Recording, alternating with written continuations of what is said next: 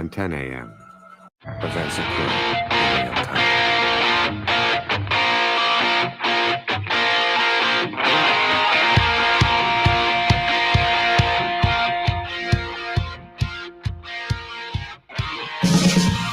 Good morning, everyone. Welcome. It's a Friday edition of FPC Radio Live. I am one of your hosts, Ian Glendon, joined as always by Mr. John Sapichetti, and we're closing out this week.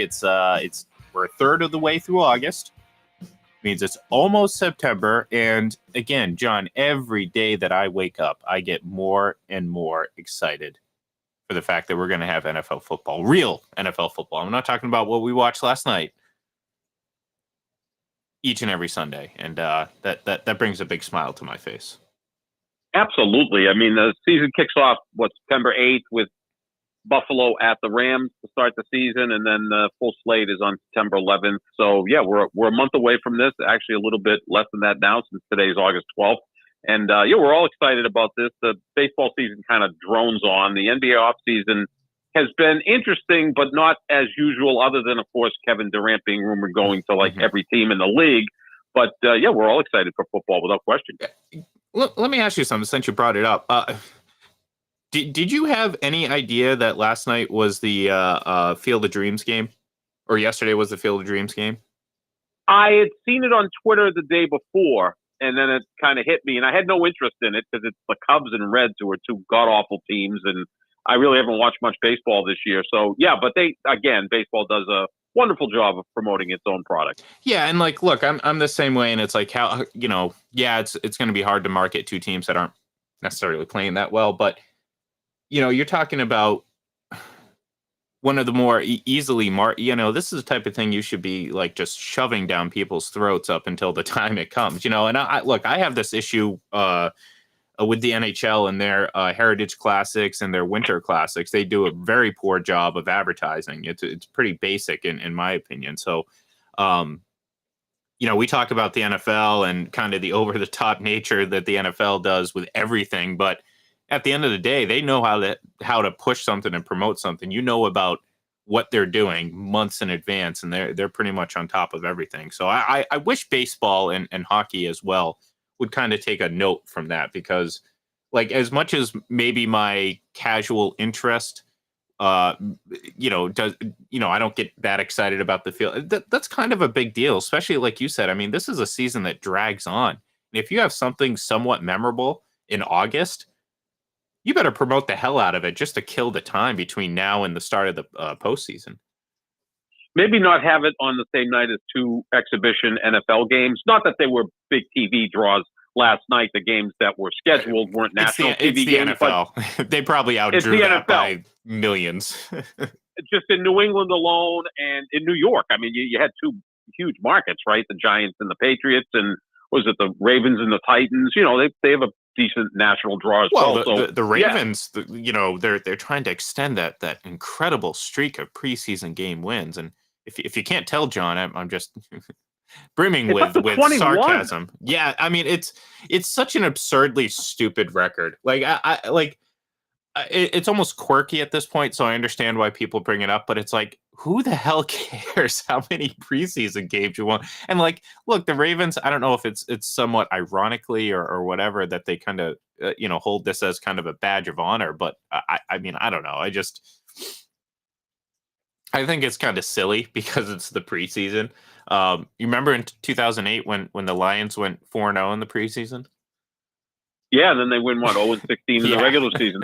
The Patriots had a season like that. And again, I'm the old guy, and I was a Patriots fan long before most people. But 1980, the Patriots were really good. They went 10-6, missed the playoffs, had a loaded team, came back the next year, went 4-0 in the preseason, and we're all like, they're going to win the Super Bowl this year. They're talented, they're focused, all of that, and they ended up going 2-14, and ended up with the first pick in 1982. They took Kenny Sims, defensive lineman out of Texas. But yeah, the preseason doesn't always turn into a telltale of what's going to happen in the regular season. Yeah, but that is a weird stat. The only thing I can draw from that is that Baltimore's offense is so unique and kind of quirky that teams don't prepare for it in the preseason, and they don't even bother to prepare for it because it's, the preseason. And the Ravens tend to win those games. But that'd be like me saying, you know what? This is the 21st consecutive day that I've gone to the bathroom. It's just like, it's okay, great. That's impressive. Good for you. Hey, that is impressive. I must be healthy. Some people may not be able to say that, John. That's true. That's true. Especially when you get older. Yeah, I was going to say. It's good. I was going to say, some people aren't so fortunate. No, but and I guess we'll kind of start, kind of there with the 2 preseason games. Last night, obviously, the Patriots and Giants play every year in the preseason, usually the last game of the preseason, but this year they kicked it off. Obviously, none of these starters on offense for the Patriots. So, no Mac Jones or whatever, but the stars of the show, and I say this again in a bit somewhat annoyed voice, the stars of the show was the play callers, because that's all ESPN and Get Up focused on this morning. It wasn't what happened in the game. It was who was calling plays. And it kind of speaks to, just kind of the nature of how we, how sports are covered these days. People are more interested in that. The reality of it was, I was interested to see some things. A couple players that jumped out to me was Tyquan Thornton. I mean, the tall, lanky speedster who, looks like he definitely needs to refine his skill.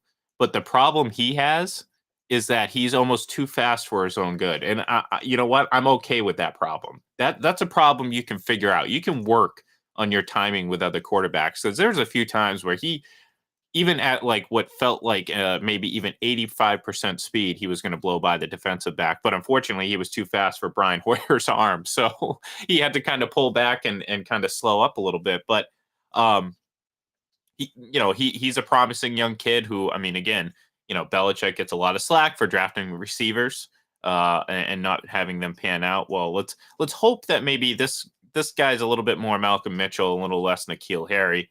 But look, that's what you look for. You look for little things like that. I saw an offense that, like many offenses in the preseason, like many offenses that have multiple players that aren't starters trying to make their way, we saw some ups and downs. I certainly didn't see an offense that looked like it was the worst ever seen in a training camp. I don't know about you, John. I mean, again, my expectations are pretty level.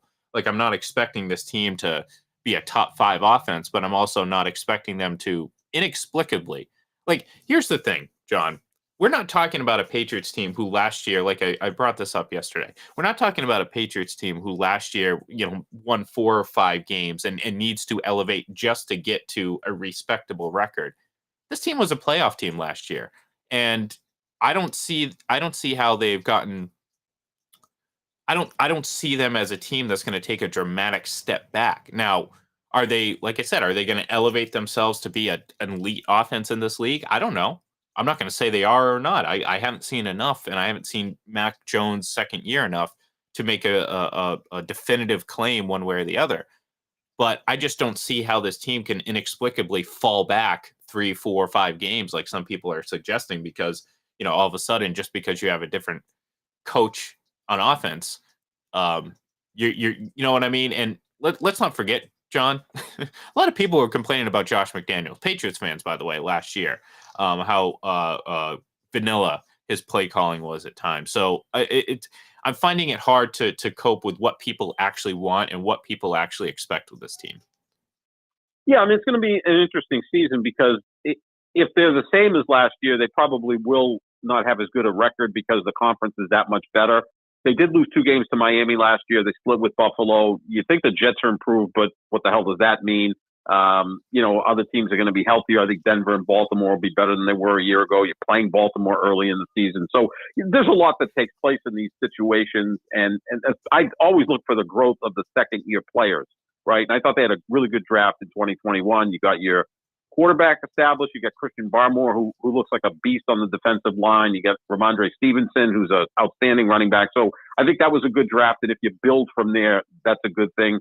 See what happens with this year's draft. You'll get some contribution from rookies. And yes, I was impressed with Tyquan Thornton, who's been successful at camp and is giving them really quality depth at wide receiver, to the point that they could move on from Nelson Aguilar or even Jacoby Myers.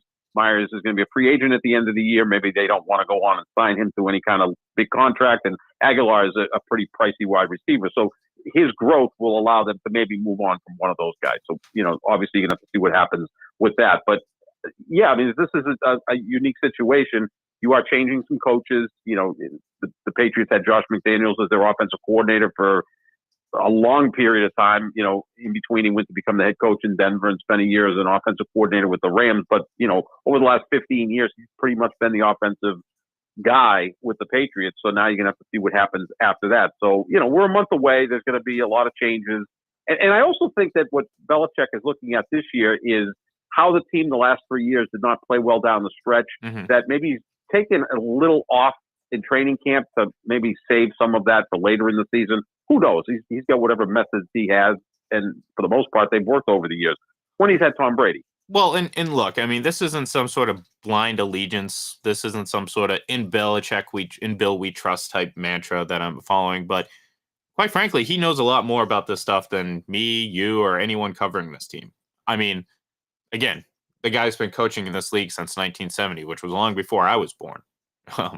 You were still a young chap back then too. Hard to believe. He's going. I know. Imagine that. His first year as a coach, he was I wouldn't call it an intern, but a very low-level assistant with the Baltimore Colts in 1975. I mean, just think about that. I think he came into coaching the same year Saturday Night Live went on TV. So That's how long that's been.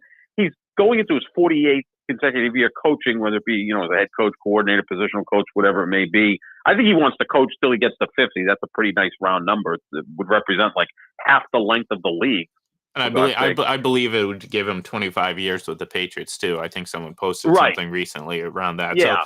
So if you like, nice, round numbers, I guess you want to call it. But yeah, I tend to defer to him when it comes to, how he sees things going. Like, we've seen panic alarms, being rung by the leaders of the drama brigade, when it comes to covering this team, where it's like, oh, the offense is this. I mean, insert any over the top adjective to describe the offense, and that's what they're doing. And then the response from the team is, we're happy with where we're at.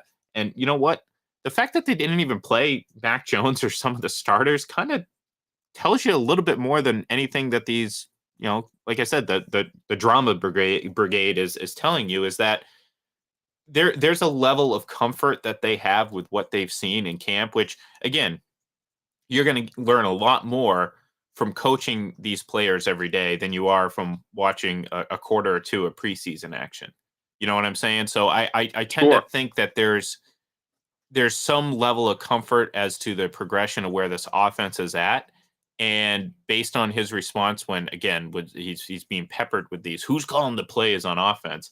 He's saying the same thing. It's like, look, I don't really care who you think or want to call the plays. Like, this is what we're doing. And you know what? Like I said, I mean, until it fails, I tend to have to kind of give him the benefit of the doubt. And I'm not doing it like under duress. Like, I'm willingly giving him the benefit of the doubt, because guess what? It's hard to like.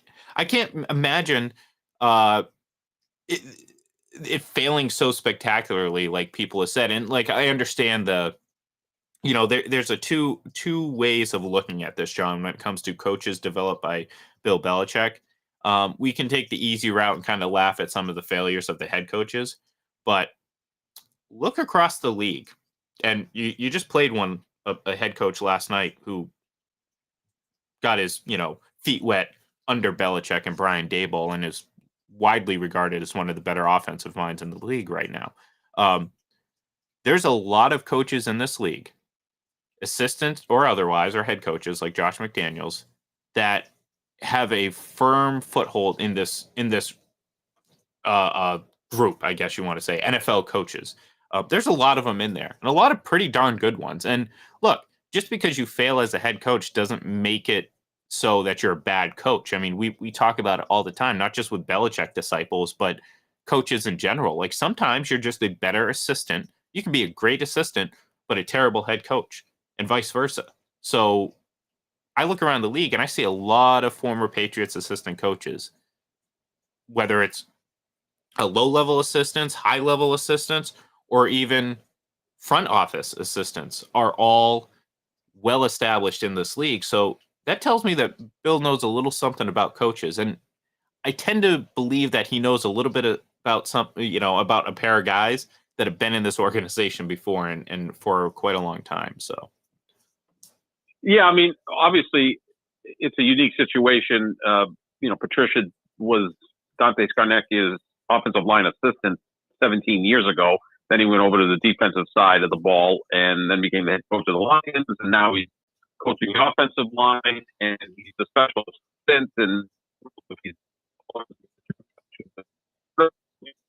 a different type of setup than you normally see even here. Josh McDaniels, for most of his stay here, was the offensive coordinator and the quarterback's coach because Belichick likes to do that. And I think that makes a lot of sense. You kind of want to have one guy, one voice as the offensive coordinator and the quarterback coach. Again, we have to put in that they had Tom Brady here. So, I remember back in 1986 when Tom Seaver got traded to the Red Sox and he was 40 years old and it was going to be his last season. And Roger Clemens was having an MVP Cy Young Award season. And they asked Tom Seaver, you going to give any advice to Roger Clemens? He goes, yeah, I'll tell him what time the game is. He already seems to know what he's doing. So, obviously with Brady, I'm sure there was some coaching that took place, especially early in his career, but there came to a point where, he was pretty self-reliant. So that's, where you have to look at this. But I give Josh McDaniels credit. Had a good year with Matt Castle in 2008, kept the ship running. It wasn't as good as 2007, obviously. And then I thought he did a good job last year with Mac Jones. So, now he's on to Las Vegas and we'll see what he does there. But yeah, I mean, this is just a work in progress and see what happens. It's just done differently than they've done it before. But, maybe Belichick is trying to evolve late in his life, which is, I guess, something that is commendable because most 70-year-olds, heck, most 59-year-olds don't want to change. Well, to be honest, it has been a long time since he won a Super Bowl. And I know he's chomping at the bit. So it's been 3 long seasons, John.